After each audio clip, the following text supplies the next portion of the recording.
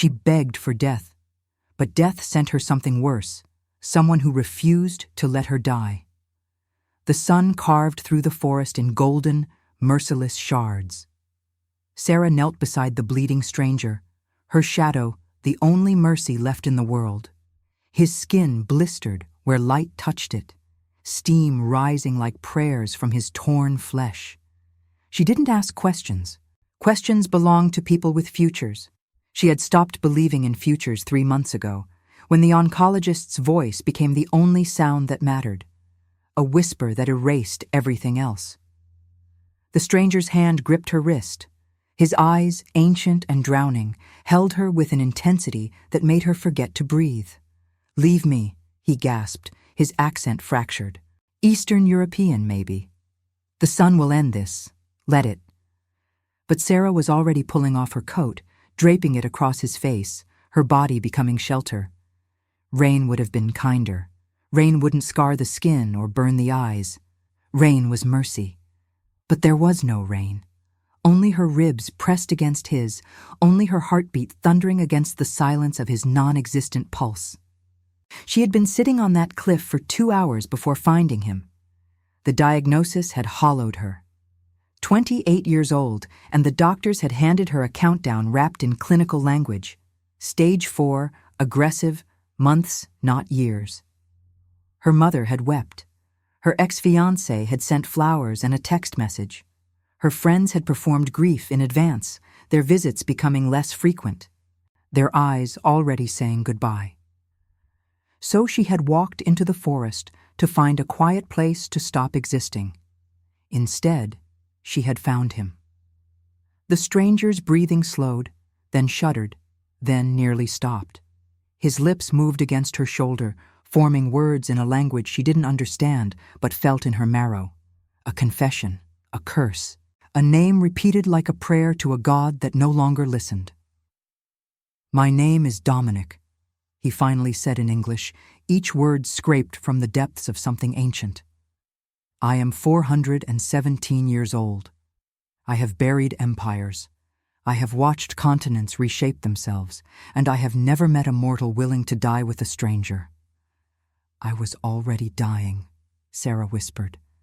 The light was shifting, the sun moving. She had maybe 30 minutes before the angle changed, 30 minutes of borrowed time. "Then we are both cursed," he said. His hand released her wrist and instead gripped her hair with surprising gentleness. "What is your name, little shadow?" "Sarah. Sarah." He pronounced it like a bell tolling. "You smell like rain that hasn't fallen yet, like promises, like the possibility that mercy still exists in this rotting world."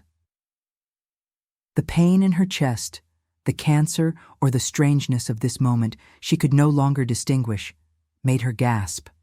She pressed herself closer to him, and for the first time in months, she didn't feel alone. The forest held them like a secret. Above, through the canopy, the sun began its slow descent. Dominic's breathing deepened. His wounds began to slow their bleeding, and Sarah realized, with a clarity that felt like drowning, that she had found something rarer than death. She had found a reason to survive it. When headlights appeared in the distance, cutting through the trees like searchlights, Dominic went rigid. His eyes, which had been closing in relief, snapped open with ancient terror. "They've found me," he breathed. From the darkness between the trees, figures emerged. Tall, pale, moving with an inhuman grace that made Sarah's survival instinct scream. The man at the center wore a crimson coat despite the heat. His hair was white, not gray, but the white of untouched snow. His face held the symmetry of something carved rather than born. When he smiled, his canines caught the dying light. "Brother," the man said, his voice like velvet wrapping around broken glass. "You've been avoiding me for 3 decades, and now I find you broken, sheltered by a mortal girl whose heartbeat I can hear from 50 paces. Dominic pulled Sarah closer, shielding her with his body. "Nikolai, I should have known you'd track me here." The Vampire King stepped closer, his gaze sliding from Dominic to Sarah with the hunger of something that had fed on centuries of suffering. When his eyes met hers, Sarah felt something ancient awaken in her blood, a recognition that transcended logic. "What is your name, little shadow?" Nikolai asked, his voice carrying the weight of thrones and tombs. "Sarah," she whispered. His smile widened. He raised one pale hand and traced the air above her forehead, and Sarah felt it, a burning that had nothing to do with fire, a mark appearing on her skin like a brand written in light. "No longer," the Vampire King said. "You are Luna now, the moon that circles my night, and you belong to me." The world tilted. Dominic's arms tightened, and Sarah understood, in that moment, suspended between sunlight and shadow, that she had traded one death for another. But this time, she might choose to survive. And now, I invite you to leave a trace of your presence in the comments. Tell us where in the world you're watching from and the exact hour you hear this story. We wish to know how far these immortal confessions travel and at what moments of the night they find you. 3 nights. That's how long Sarah had been imprisoned in the castle that shouldn't exist. The walls were stone older than nations, carved from a darkness that seemed to absorb light rather than reflect it. Her room, if you could call a velvet prison a room, had no windows that opened to the outside world. Only mirrors. Countless mirrors that reflected her face back at her, each reflection slightly different, as if showing her versions of herself that might exist if she made different choices. She hadn't slept. The cancer had stolen sleep from her months ago, replaced it with phantom pain that existed in the spaces between heartbeats. But this was different. This was the hypervigilance of prey that had been caught and marked, waiting to understand if it would be consumed or kept. The door opened without knocking. It was never the same servant twice. Nikolai had made that clear. No one servant was permitted to know her long enough to develop loyalty or sympathy. They brought food she couldn't eat, water she couldn't trust, silk robes in shades of red that made her look like an open wound. But this time, it was Dominic who entered. His wounds had healed with unsettling speed. The blistered skin was now pale and unblemished, though his eyes carried the memory of agony. He wore black, as he always did, but there was a resignation in the way he carried it, like mourning clothes for someone still living. "You shouldn't be here," Sarah said. Her voice had grown hoarse from disuse and tears she thought she'd already spent. "Nikolai sent me." Dominic closed the door behind him, and the sound echoed like a tomb ceiling. "To explain what you are now." "His pet, his toy, his—" "Luna." Dominic moved to the mirror, studying his own reflection with the weariness of someone who had watched himself age in reverse for 4 centuries. "It means more than title or possession. It is a binding, a mark. Nikolai has sealed something into your blood, a connection that will grow stronger with every night that passes. I don't want his mark." Sarah pushed herself off the velvet chaise. Her hands were shaking. She had stopped being surprised by her hand's betrayal. "I want to leave. I want to go home. I want—" "To die?" Dominic turned to her, and there was no gentleness in his gaze now, only honesty. "You were dying, Sarah. The cancer was eating you from inside. Nikolai felt it in your blood when he marked you. Now he's changing that. The transformation is already beginning. Your cells are rewriting themselves. The pain you felt in your chest, it's becoming power." Sarah pressed her palms against her ribs. It was true. The phantom agony had transformed into something else, a vibration, like electricity learning to sing. It terrified her more than the cancer ever had. "How long?" she asked. "The transformation?" 7 nights. After that, you'll be neither human nor vampire. Luna, moon-touched, eternal but not immortal.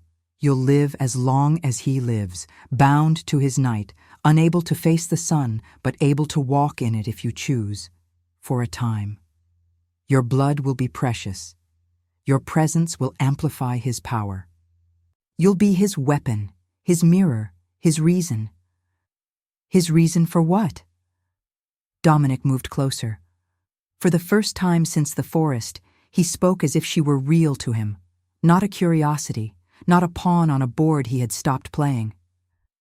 Nikolai rules because he is cruel enough to be necessary. But he has been alone for 300 years. A vampire king without a queen is a throne without a purpose. You are not his queen, Sarah, but you might become his conscience. I don't want that responsibility. Neither did I, Dominic said quietly. I came to him centuries ago, broken and willing to be damned. He took me in. He made me eternal, and I have spent 400 years trying to earn mercy I don't deserve by serving his cruelty. He reached for her face, his fingers stopping just short of touching the mark on her forehead. Don't be me. Don't let gratitude become a cage. What choice do I have? The same choice you made in the forest, Dominic said, to survive, to find light in the darkness, or to surrender to it completely. He dropped his hand. Nikolai wants to see you. He's in the throne room. You should wear the red. It pleases him. Alone again, Sarah stared at her reflection in the nearest mirror. The mark on her forehead glowed with a soft luminescence, like moonlight trapped under skin. Her eyes had begun to shift color, the irises now holding flecks of silver. She was becoming something else. She pulled on the red silk and followed the stone corridors that seemed to lead nowhere and everywhere. Servants scattered at her approach. She was learning to recognize fear in their movements. They knew what she was becoming. They knew that in 7 nights she would be more powerful than all of them combined. The throne room was impossibly vast, a cavern carved from the earth's bones. Candlelight danced across surfaces that seemed to pulse with their own heartbeat. And at the center, on a throne of black iron and something that looked too much like bone, sat Nikolai. He wore a crown of silver that caught the light like captured stars. His white hair fell past his shoulders. And when he smiled at her approach, Sarah felt the mark on her forehead burn with recognition. "Luna," he said, his voice filling the space like music composed to break you. "Come, sit beside me. Let me show you the night that will soon be yours to claim." Sarah climbed the steps to his throne. With each step, she felt the transformation accelerating. Her skin became luminous. Her senses sharpened until she could hear the heartbeat of every servant in the room, smell the fear in their blood like perfume. When she sat beside him, Nikolai took her hand. "Dominic thinks I mean to enslave you," he said softly, for her ears alone. "He has spent 4 centuries believing that serving me is punishment. But I wonder if you might understand something he never could."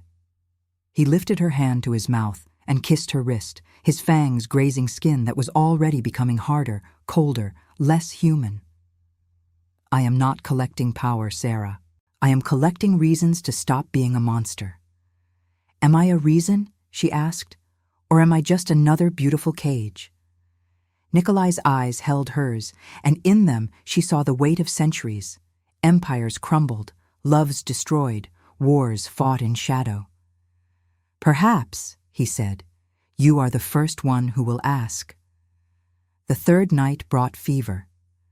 Sarah lay in the velvet darkness of her room, every nerve ending screaming, every cell rewriting itself into something that hadn't existed before.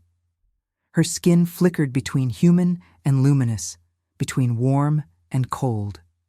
She was being unmade and remade simultaneously, and there was no anesthetic for transformation. Nikolai came to her at midnight. He moved through the darkness as if it were a garden he'd cultivated personally.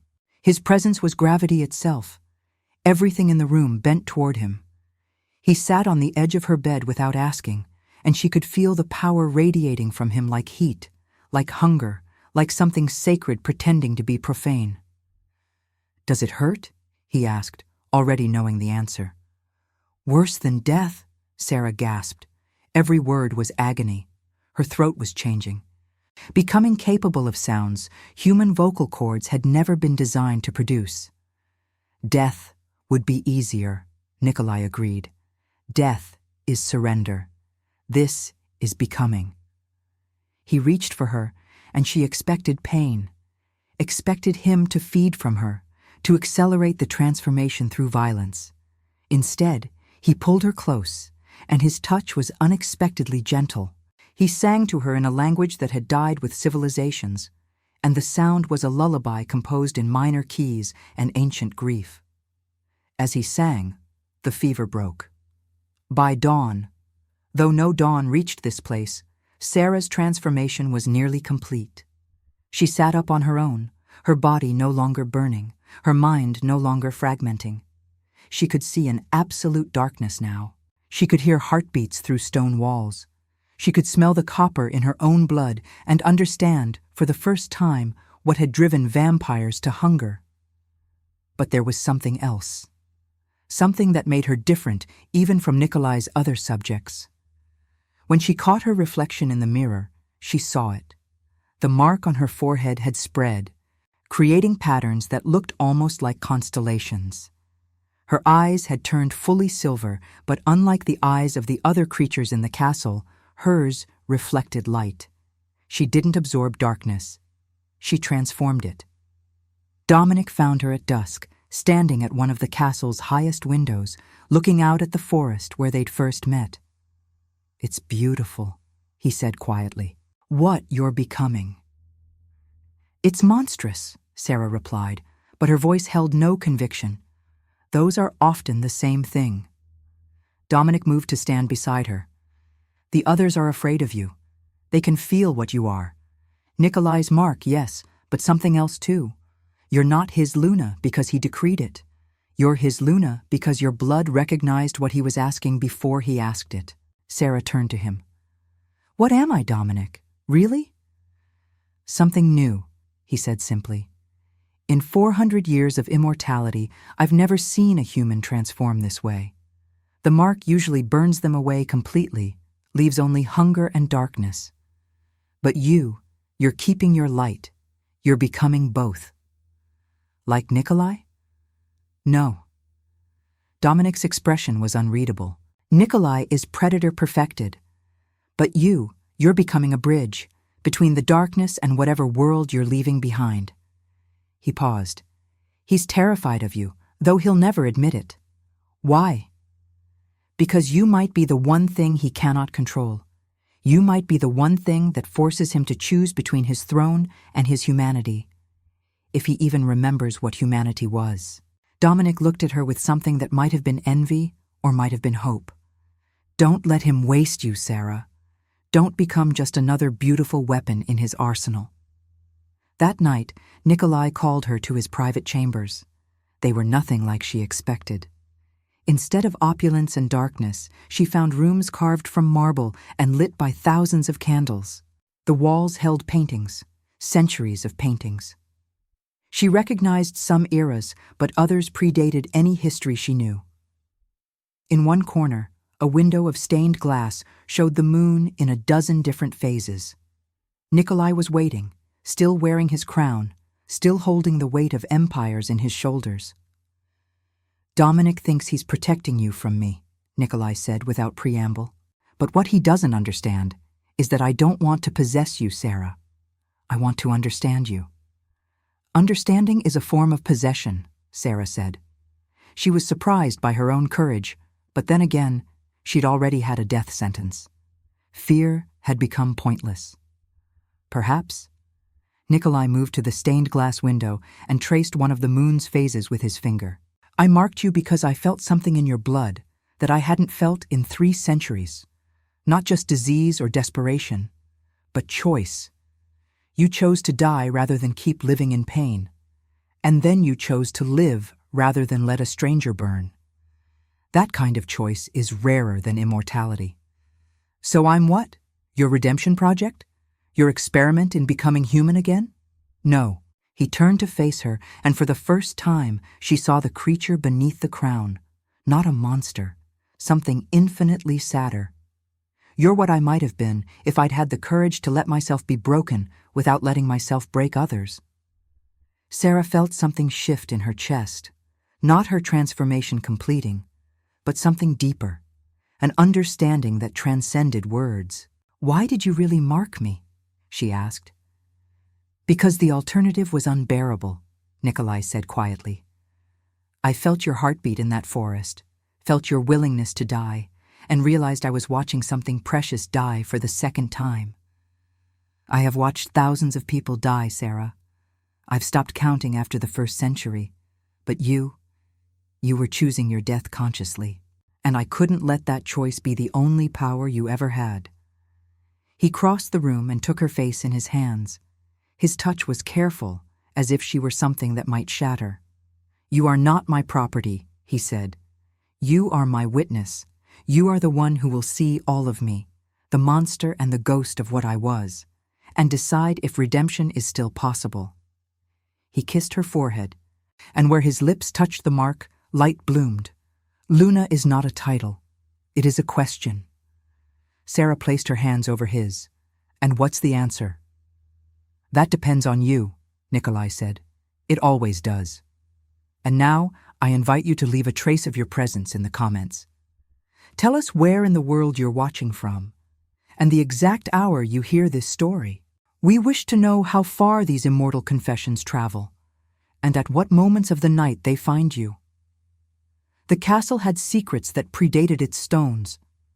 Sarah discovered this on the 7th night of her transformation, when she found Dominic in the library that existed somewhere between the throne room and the Eastern Tower, a place that seemed to shift depending on how you approached it.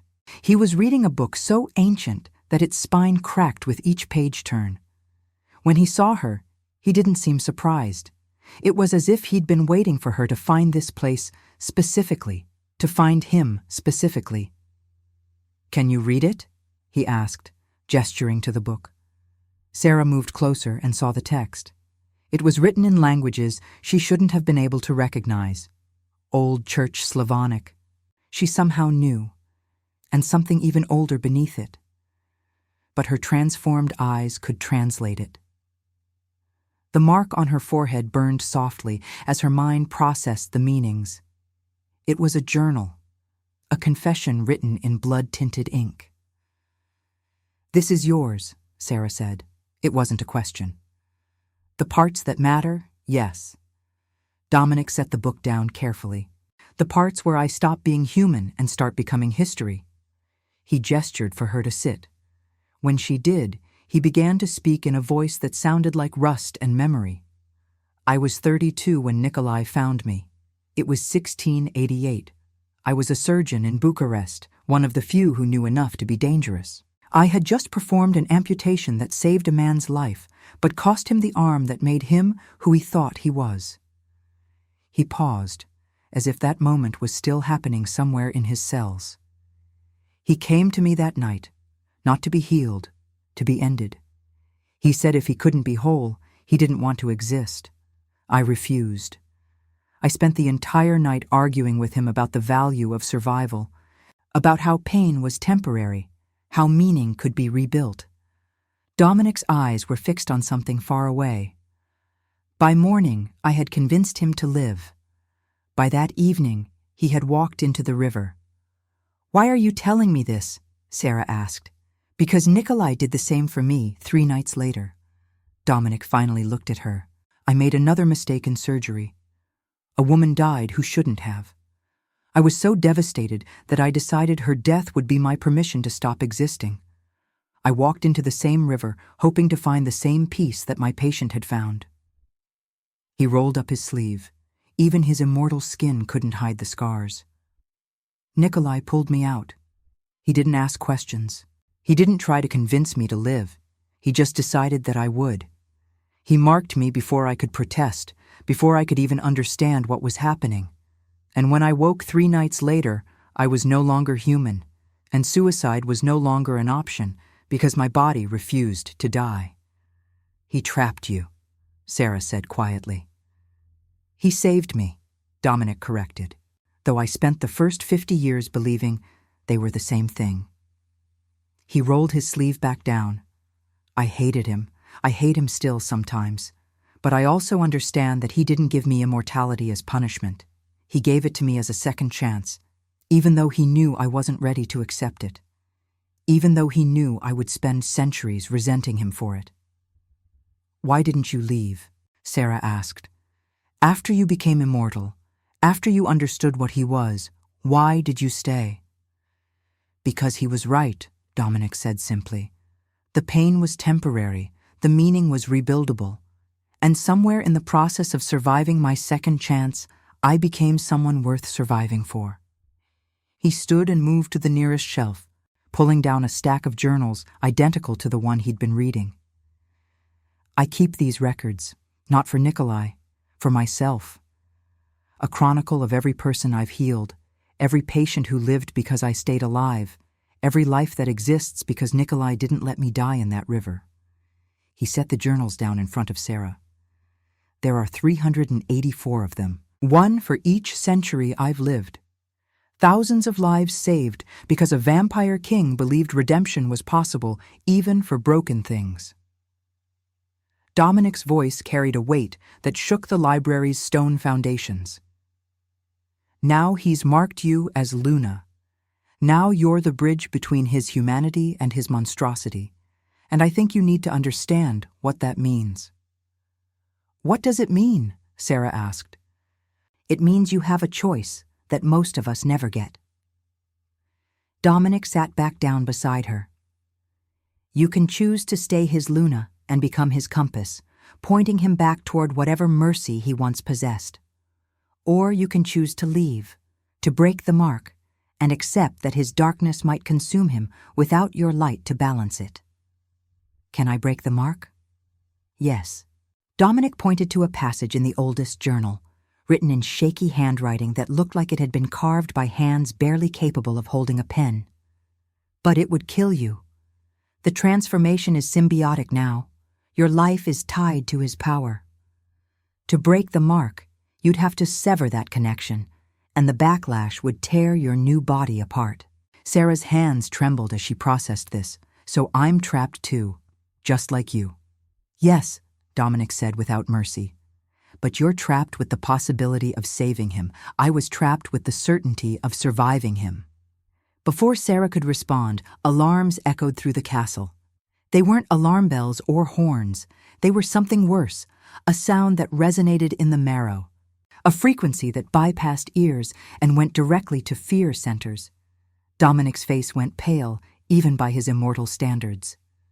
"Hunters," he breathed. "The vampire hunters have found the castle." They moved toward the throne room, servants scattered at their passing. Through the stone walls, Sarah could hear something that made her blood sing with recognition. Gunfire, yes, but also something else. Another vampire's heartbeat, unfamiliar and powerful, moving through the castle like a predator in a trap it didn't fully understand. When they reached the throne room, Nikolai was already there, his crown glowing with a light that was almost painful to witness. He was in the process of deciding whether to defend his throne or abandon it. Sarah could see it in the tension of his shoulders, the calculation in his ancient eyes. "Luna," he said when he saw her, "you're early. I hadn't planned for you to witness this." "Witness what?" Sarah asked. "My past," Nikolai said quietly.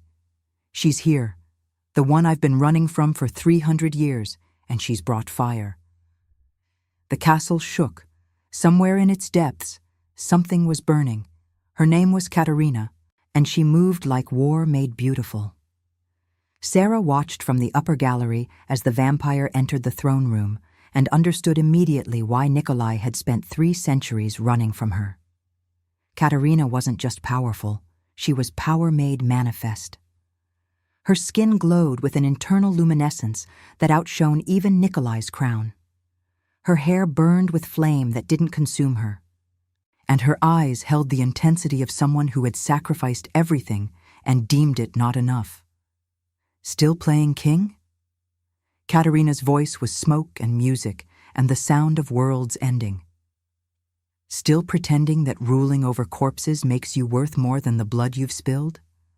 Nikolai rose from his throne with a grace that belied the fury radiating from him. "I should have known you'd survive the Inquisition. You were always too stubborn to burn properly. They bound me with holy water and prayers, Katerina said, circling him like a predator assessing prey. Buried me in consecrated ground for 200 years. And you know what I discovered in that darkness? That your crown means nothing, that your throne of bone is just another grave, that you're still that broken man who chose immortality over having the courage to face mortality. Sarah felt Dominic tense beside her. He gripped her arm with fingers that might have cut through steel. "What is she?" Sarah whispered. "Nikolai's first mark," Dominic answered. "His Luna, before the mark was perfected. She should have died 4 centuries ago. Instead, she became something that shouldn't exist." Katerina's gaze swept the throne room and landed on Sarah. For a moment, something that might have been recognition flickered across her face. "Ah," she said softly. "Another one. Another girl wearing your mark, promising yourself that she's different, that this Luna will save you where all the others failed." "Katerina." Nikolai's voice held warning. "How many, Nikolai?" Katerina moved toward the throne, and with each step, the air grew hotter. "How many did you mark? How many did you promise redemption? How many are buried in the crypts beneath this castle?" "Those were mistakes," Nikolai said coldly. "I was learning. I was hunting," Katerina finished. "You were hunting for a purpose that never existed. There is no redemption in immortality. There is only power and the people too weak to resist it." She climbed the steps to his throne. "I've spent 200 years in darkness understanding what you still refuse to accept. We are monsters, Nikolai. Not redeemable, not worthy, just monsters." But when she reached the throne, Nikolai didn't attack. He didn't defend himself. He simply looked at her with an expression that transcended sorrow. "You're still alive," he said quietly. "After 200 years in darkness, after every reason to hate me, you're still alive. That's not what a monster would have done." Katerina's hand froze mid-strike. "Don't," she whispered. "Don't use the past against me." "I'm not using anything," Nikolai said. "I'm simply observing that the woman before me had every opportunity to let herself die and chose not to. That's not monstrous, Katerina. That's human." "I'm not human anymore," Katerina spat, but her voice cracked. "You made sure of that." "I did," Nikolai agreed, "and I have regretted it for every single night of the 3 centuries since. I regret the mark. I regret the choice. I regret every moment you've spent hating me because I deserve better from you. I deserve worse. I deserve your contempt, your violence, your absolute refusal to ever forgive me." The castle went silent. Katerina's hand trembled. The flames around her flickered, momentarily dimming. And Sarah, watching from above, felt something shift in the architecture of immortality itself. This wasn't about a Luna and her king. This was about 2 monsters trying to find language for the thing that lived between regret and love. "Why did you mark me?" Katerina asked, her voice barely audible. "The truth. For the first time, tell me the truth." Nikolai stood and moved to her. He took her hand carefully, as if she were made of glass. "Because I was drowning," he said. "Because I had just slaughtered an entire village trying to understand why immortality felt like death. Because I looked at you and saw the only thing that had ever made me believe that beauty could exist in a creature like me. Because I was selfish and broken and absolutely certain that possessing your forever would make my forever mean something." "And now?" Katerina asked. "Now I know that I was right about one thing," Nikolai said. "Your existence does make mine mean something, not because you belong to me, but because you survive in spite of me. That's not redemption, Katerina, but it's close." Katerina's flames extinguished completely. When she pulled her hand away from his, she was crying. Actual tears, the kind that cost vampires something precious to produce. "I came here to burn this castle to the ground," she said. I came to make you feel a fraction of what I've felt. I came." She stopped, swallowed hard. "But I was hoping, the entire way here, that I'd find you were already dead. That would be easier. That would let me hate you without question." "I'm sorry," Nikolai said simply. "That's not enough," Katerina whispered. "But I think I've waited long enough to not want it to be." She turned to leave, and Nikolai didn't stop her. As she passed Sarah's position, Katerina looked up at the gallery. Their eyes met for a moment, and Katerina's expression was infinitely sad. "She won't save you," Katerina said to Nikolai without breaking eye contact with Sarah. "Neither will any of the others. The only person who can save you is yourself, and you've been too afraid to even try." Then she was gone, moving through the castle like living flame, and the hunters outside retreated at her approach.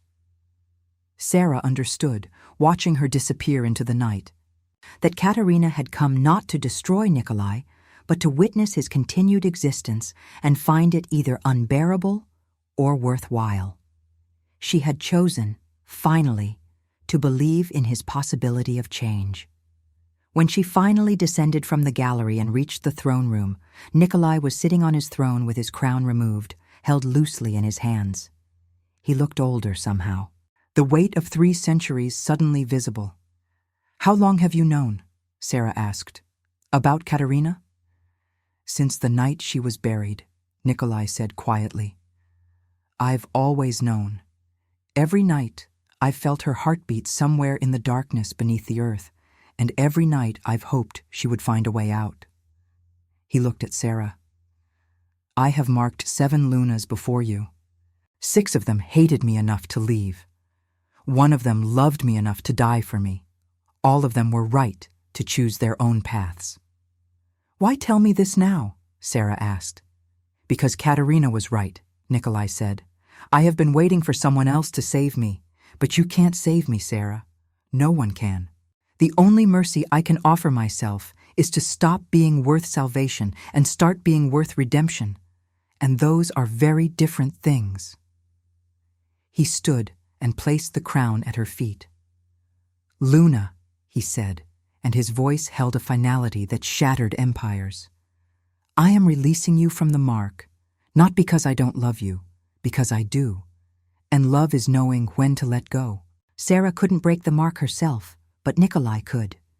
It required him to walk into sunlight, something no vampire had survived in recorded history. It required him to let the light unmake him cell by cell, and to channel that dissolution into the mark on Sarah's forehead, reversing the transformation he had begun. The courtyard was prepared at dawn. It was a place Sarah had never been, the castle's only fully exposed space, where the sun reached unobstructed by stone or shadow. The servants had been sent away. Only Dominic and Katerina remained to witness. Nikolai stood in the doorway separating castle from courtyard, still wearing his crimson coat. Without his crown, he looked almost human, almost mortal. "It will hurt," he said to Sarah, who stood in the shadows of the archway. "The reversal. You'll feel yourself being unmade. You'll feel the years I gave you being returned, and the disease I cured you of being restored." "The cancer?" Sarah's voice was steady, but inside she was fragmenting.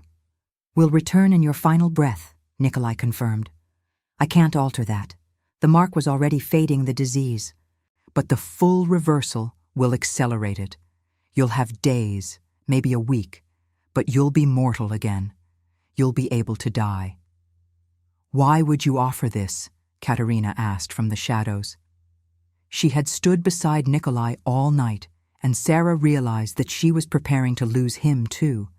Again, this time perhaps forever. "Because Luna means something," Nikolai said. "It means the light that circles the darkness. It means the one who sees the monster and chooses to see the man beneath. Sarah came to me broken and ready to surrender, and I made her infinite. But infinity isn't always a gift. Sometimes it's a punishment, and sometimes what mercy looks like is a chance to choose your own ending. He took a step toward the sunlight. His skin began to burn immediately, not with the gradual blistering Sarah had seen in the forest, but with a violent, instantaneous ignition. Flesh became light. Blood became smoke. But he kept moving, walking further into the courtyard, letting the sun consume him layer by layer. Sarah felt the mark on her forehead burning in response. It was agony beyond anything she had experienced. It was every moment of pain she had ever known compressed into a single sensation, multiplied across 1,000 lifetimes. She screamed, and Dominic caught her as she fell. Through the pain, she was aware of Nikolai's transformation. He was becoming less solid, less real. His form was dissolving into something that looked almost like starlight, and his light was what powered the reversal of her mark. "He's dying," Sarah gasped. "Yes," Katerina said softly.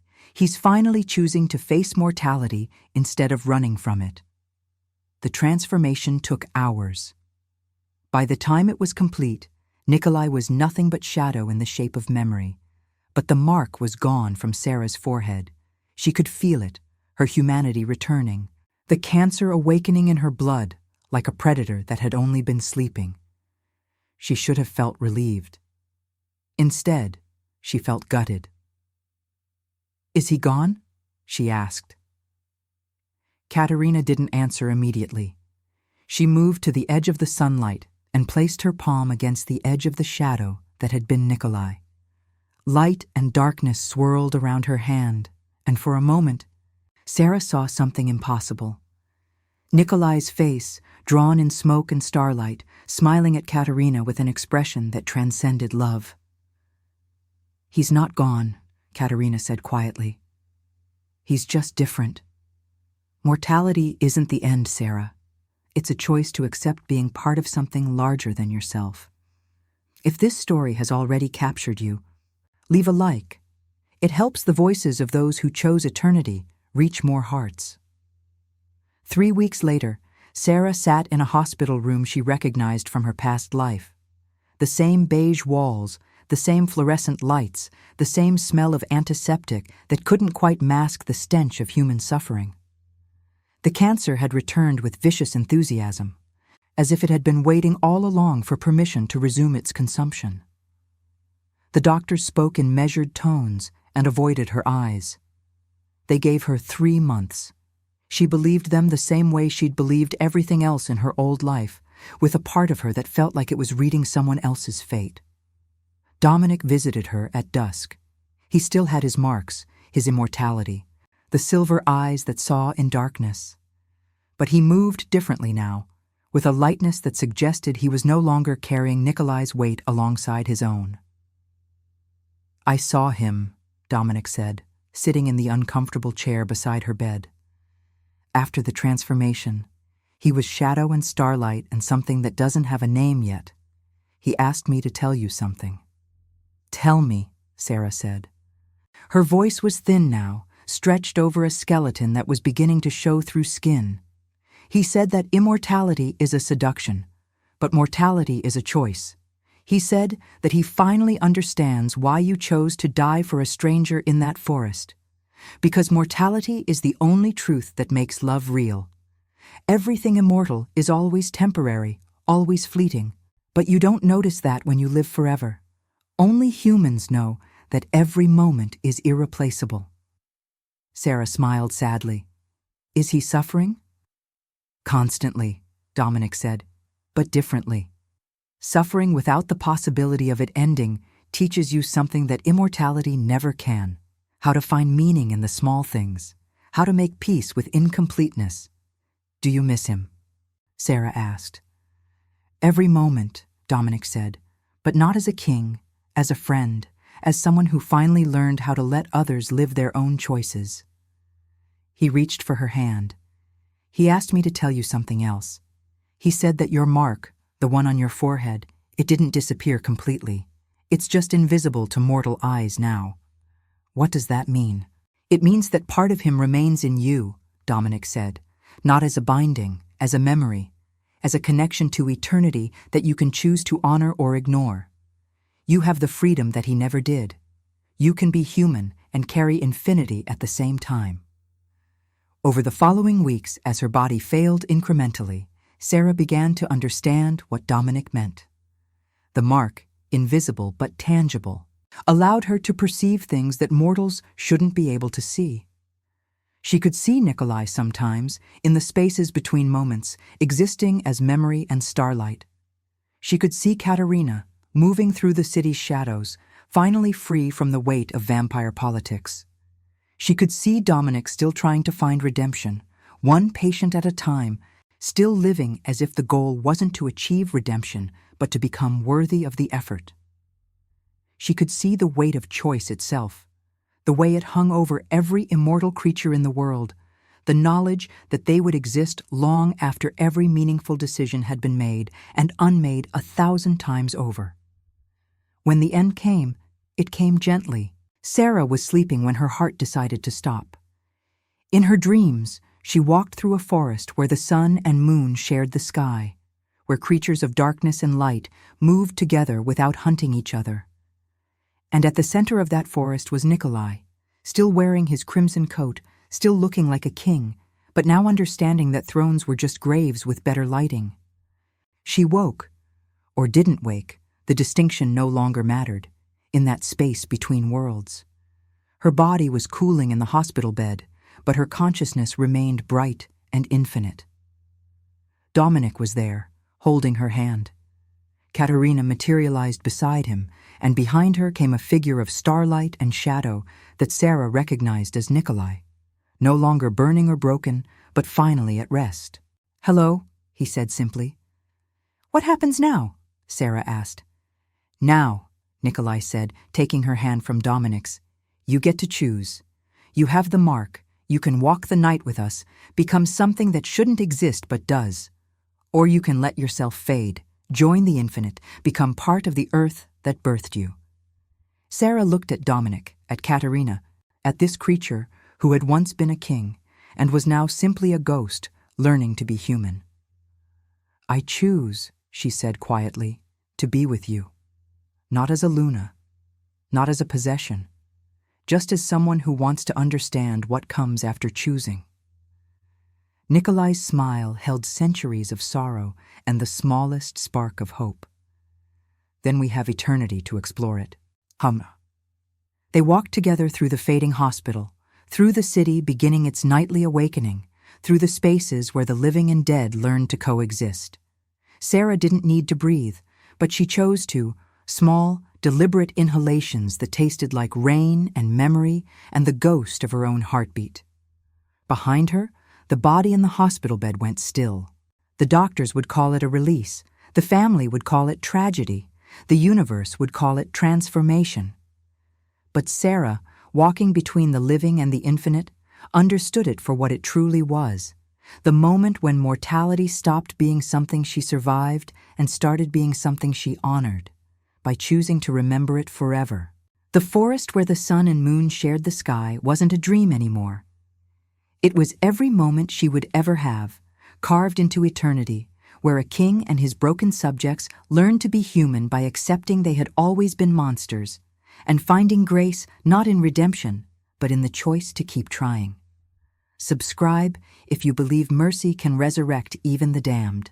Comment eternal if you'd trade your soul for love that heals, like if you believe even monsters deserve a second chance. Follow for more immortal confessions born from blood and mercy. 1 year after Sarah's transformation, Dominic made a discovery in the castle's oldest library. It was a book that shouldn't have existed, bound in leather that predated human civilization, written in ink that glowed faintly when exposed to moonlight. The journal belonged to Nikolai, and it had been hidden for a reason. Within its pages was the complete history of every Luna he had marked over the centuries, every attempt at connection, every failure that had shaped him into the creature who could finally let go. Dominic read in solitude, understanding that some truths were only meant for the dead and those who had chosen immortality with full knowledge of its cost. The entries were dated across epochs. 1721. She was afraid of darkness. I gave her the ability to see in it. She wanted to understand why I was broken, so I showed her. She couldn't bear the weight of my history. She left, and I am grateful for her mercy, the refusal to save me when I wasn't ready. 1854. He came to me as a soldier, broken from war. I thought I could love his brokenness into beauty. Instead, I learned that some wounds belong only to their owners. He found his own healing and walked away. I wept for the first time in a century. 1913. She was a painter. She wanted to create beauty from my darkness. She tried for 50 years. In the end, her art became my autobiography, and I couldn't bear to see myself reflected so honestly. I released her mark early, and she died believing she had failed. I die knowing she was the most successful Luna I ever loved. She made me see what I was avoiding. 1967. He was a musician. He played me melodies composed from silence. He never once tried to change me. In the end, he grew old while I remained eternal, and I had to choose between turning him and losing him. He chose mortality, and I finally understood that preservation was the cruelest form of love. 2024. She was dying. She was afraid. She was the first one who didn't come to me seeking salvation. She came seeking shelter from pain. And when I offered her eternity, she accepted not because it solved her problem, but because it offered her the choice to face it differently. With her, I learned that immortality isn't something you conquer. It's something you surrender to consciously. I am writing this as my farewell, because I finally understand what needs to happen next. The final entry was dated 3 weeks before Sarah's transformation. Dominic closed the journal and understood what Nikolai had known all along, that redemption wasn't a destination you could reach for someone else. It was a path they had to walk themselves, using the people who loved them as guideposts, but never as handlers. The castle changed after that revelation. Servants were freed, dungeons were sealed. Katerina, who had stayed out of curiosity and found herself unable to leave, began to slowly restore rooms that had been dark for centuries. Sarah, or the creature that Sarah had become, neither mortal nor fully immortal, but something in between, started to ask questions about the world that had moved on without her. "What will we do?" she asked Dominic one evening, as they stood on the castle's highest tower, watching the stars emerge in a sky that was still learning how to be dark. "I don't know," Dominic admitted. "For the first time in 400 years, I don't know what comes next." Nikolai always had a plan, a vision for how to use immortality. Without him, we're just creatures trying to figure out why we bothered to survive. "Maybe that's the point," Sarah said. "Maybe surviving isn't about finding a reason. Maybe it's about discovering that the reason was always the survival itself." Katerina joined them at the tower's edge. She was learning to smile again, learning that the weight of time could become familiar enough to be almost comfortable. "He left something for you," Katerina said to Sarah. She handed over a small box, ornate and ancient, sealed with wax that held the impression of a crown. Inside, Sarah found a single petal from a rose, dried and preserved, and a letter written in Nikolai's hand. "Luna, when you read this, I will be scattered. I will be part of the earth, part of the sky, part of the memory that keeps eternity moving forward. I will be in every moment where you choose to live fully instead of simply existing. I wanted you to know something that takes most immortals centuries to understand. Redemption is not salvation. Redemption is the courage to face who you've been without letting it determine who you will become. You came to me broken and ready to die. I gave you eternity. But the greatest gift wasn't the immortality. It was watching you choose to honor your mortality by remembering it. Keep that rose petal. It's from the garden I planted in my first century, before I understood that growing things require you to let them die. Now that I finally understand, I hope you'll plant the seeds that will grow in my shadow. Be kind to the creatures that inherit our darkness. Be honest with those who choose your light. And most importantly, remember that every immortal was once someone who chose not to die. make sure that choice keeps meaning something. Forever yours in the choice to let go, Nikolai Serra held the petal like it was made of starlight itself. Around her, the castle hummed with the presence of creatures who had learned to carry their own weight instead of burdening others with it. "What do we do?" Serra asked again. "We become the next chapter," Katerina said. "We take what Nikolai learned and offer it to the ones coming after us. We become the proof that immortals can choose differently, that redemption isn't a destination, but a direction." "And when others come?" Serra asked. "Other vampires, other hunters, other creatures that refuse to understand?" "We'll show them," Dominic said quietly, "what Nikolai showed us, that every monster was once someone who didn't have enough love to stay human, and that even now, it's not too late to start." In the years that followed, the castle became something impossible. It became a sanctuary for the broken and the immortal, a place where vampires learned to heal instead of predating, where the marked learned to carry their own marks without passing them to others, where eternity stopped being a burden and became a gift that came with the responsibility to help others carry theirs. Serra, who had been dying and had chosen transformation instead, became the keeper of the castle's archives. She wrote the stories of every creature that found shelter in its walls. She became the voice that whispered in the darkness, reminding the immortal that their choice to survive could mean something beyond mere existence. Katerina, who had spent 2 centuries in the earth learning to hate, learned instead to create. She painted murals on the castle's walls, scenes of redemption, transformation, and the moment when a monster chooses to be human, if only for an instant. Dominic continued his work as a healer, but now his patients knew what he was. They came seeking not transformation, but understanding.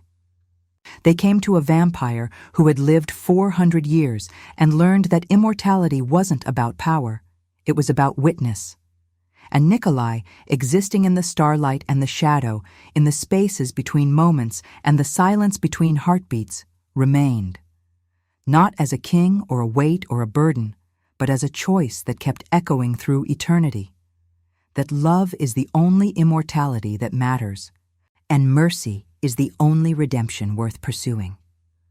The rose petal, preserved and protected, was planted in the castle's garden, and from it grew a rose that bloomed only at midnight, only when immortals walked the earth, only when someone was brave enough to choose redemption over revenge. And every vampire who saw that rose understood what Nikolai had finally learned.